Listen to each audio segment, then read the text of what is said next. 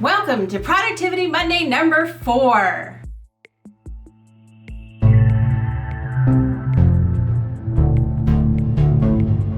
Today I want to talk to you about clearing your clutter. It's not easy, always staying neat when you got a million things going on. But one of the things that we can do is clear our clutter. What happens when we have clutter is that sometimes it will stop us. It's what I call an outward expression of an inward feeling. It's a chaos that happens. And we are less productive. We really are. And many people say, oh, I have these piles, I know where everything is. Yes, great. But you could be better by not having those piles. It does help clear out your mind.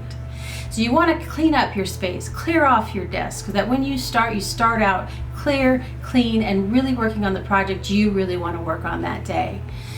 And a lot of people put like little post-it notes around their computers. Don't do that. Go ahead and put them in a file if you want, but it's the same thing. We distract when we have others, and it's even at a subconscious level. So you just want to take those away.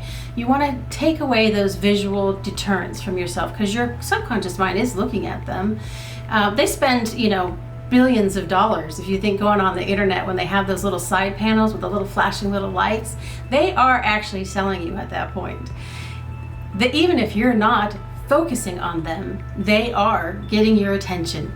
So same principles, right? Is that if you have these distractions, sometimes we're just not as productive. So clear out your clutter. This is a good time just to get organized, clear off your spaces, get rid of the stuff you don't want on your desk anymore, and make it so that you have a really nice palette to start with every day. So clear your clutter. Have a great day.